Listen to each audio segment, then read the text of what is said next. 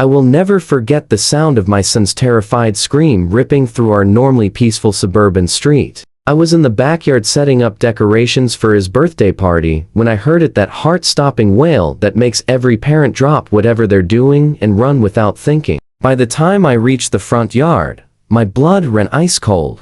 My 10-year-old son, Tommy, was on the ground sobbing, his knees scraped against the pavement, while a red-faced woman in her 50s had both hands clamped tightly around the handlebars of his brand-new mountain bike. The bike I had given him less than an hour earlier.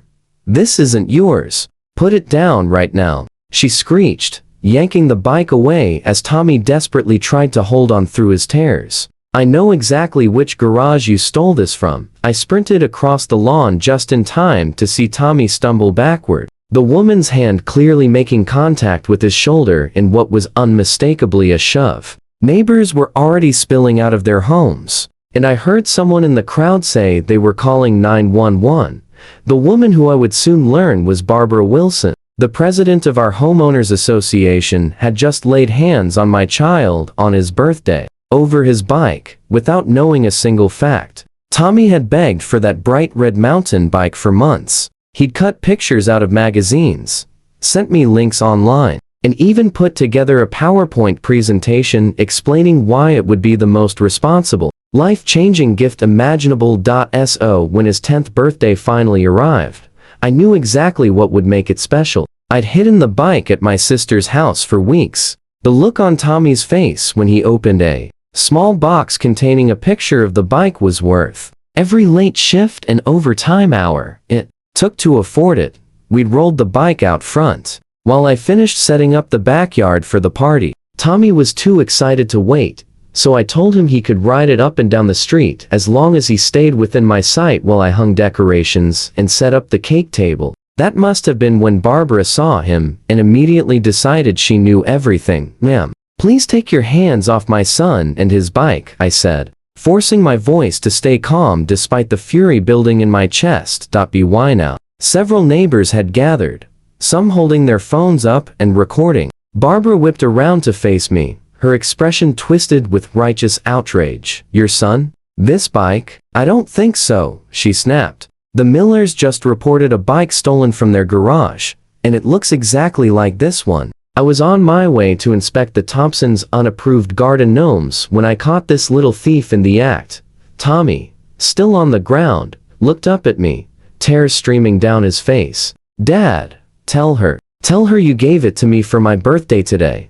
Before I could speak, Barbara let out a mocking laugh. "Oh, how convenient. It's your birthday, so you just happened to give yourself a $500 mountain bike. All the kids around here know better than to take what doesn't belong to them. This HOA has rules, and I enforce them."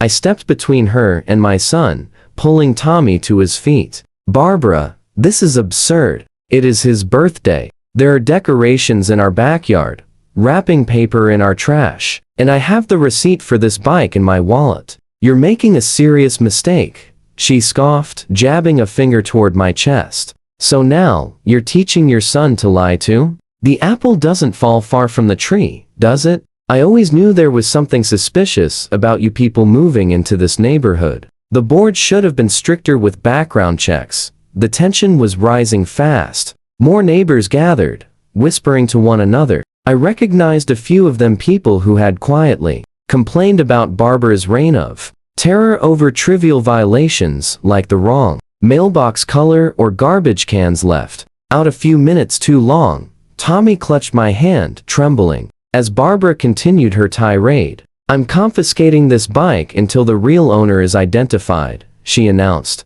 trying to wheel it away, when Tommy instinctively reached for it, crying, "No, it's mine." Barbara shoved him again, hard enough that he fell backward onto the pavement. "That was it. Don't you dare touch my son," I shouted, stepping forward instinctively. "What is wrong with you? He's a child." Barbara's face flushed an even darker shade of red. "He shouldn't be resisting an HOA official. I'm doing my job. This is theft, plain and simple." My neighbor from across the street, Mrs. Chen, stepped forward with her phone raised. "I've been recording this entire time, Barbara. You just pushed a child to the ground. That's assault." Barbara snapped her head toward her, clearly stunned for a moment, before regaining her composure. I did no such thing. He fell while trying to escape with stolen property. I'm the victim here. Just then, police sirens wailed in the distance. Barbara's expression shifted instantly from fury to smug satisfaction as the sound grew closer. At last, we'll get this settled, Barbara sneered. You'll see what happens when people break the rules in my neighborhood. The police cruiser pulled up moments later, and 2 officers stepped out, immediately surveying the chaotic scene: a sobbing child, an enraged woman gripping a bicycle, and a growing crowd of neighbors holding their phones aloft. Relief washed over me when I recognized Officer Martinez, someone I'd met several times at community events. What seems to be the problem here? Officer Martinez asked, approaching with measured caution. Barbara didn't hesitate. Officer, I caught this boy stealing a bicycle from another residence, she declared. When I confronted him, his father came out and began threatening me. I was simply carrying out my duties as HOA president to protect the safety and integrity of this community. I took a slow breath, forcing myself to stay composed. Officer Martinez, today is my son's 10th birthday. That bike is his birthday present from me. I have the receipt in my wallet, and there are at least 20 witnesses who saw me give it to him this morning. This woman stopped my son while he was riding his new bike, accused him of stealing without any proof, and then shoved him to the ground when he tried to explain. Officer Martinez turned toward Barbara. Ma'am, did you physically touch the child? Absolutely not, Barbara said sharply. He fell while trying to keep hold of stolen property. Mrs. Chen stepped forward once again. Officer, I recorded the entire incident, including the moment she pushed the boy. She handed her phone over, and I have the receipt, I added, pulling it from my wallet and showing the date and time purchased 3 weeks earlier. I've been planning this surprise for over a month. Another neighbor spoke up from the crowd. I saw them bring the bike home this morning. The kid was so excited, he was jumping up and down in their driveway. Officer Martinez watched the video, his expression growing more serious by the second. He handed the phone back to Mrs. Chen, then spoke quietly to his partner. They exchanged a look and nodded before turning back toward Barbara. Ma'am, I need you to step away from the bicycle, Officer Martinez said firmly. Barbara's confidence wavered. But I'm the HOA president. This is my responsibility. Ma'am, Officer Martinez interrupted. Based on video evidence and multiple witness statements, you physically assaulted a minor and attempted to take his property under pretenses. Barbara's jaw dropped. That's ridiculous. I was protecting the community. The Millers reported there have been no reports of stolen bicycles in this area, the second officer interjected. And even if there had been, that would not authorize you to confront a child physically or confiscate property without verification. As they spoke, I knelt beside Tommy, gently checking him over. Are you okay, buddy? I asked. He nodded, wiping his cheeks. Is she going to take my bike, Dad? No, son, I said, pulling him into a hug. That bike is yours. No one is taking it. Then everything changed. Barbara Wilson, Officer Martinez said, please place your hands behind your back. You are under arrest for assault on a minor and attempted theft. You have the right to remain silent. A collective gasp rippled through the neighborhood. The color drained from Barbara's face as reality finally caught up with her.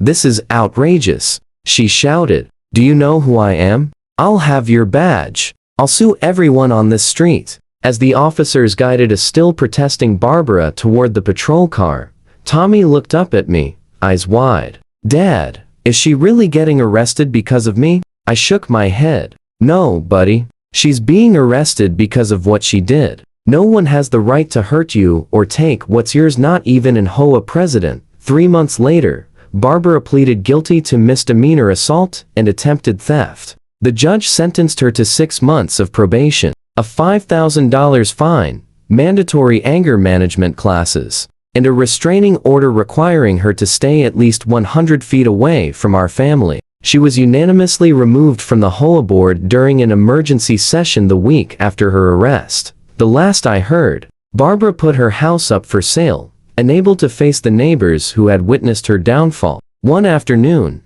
as she loaded boxes into a moving truck. Our eyes met across the street. For a brief moment, she stood frozen, her face twisted with humiliation and lingering resentment. Then, without a word, she turned away, hurried inside, and slammed the door shut behind her.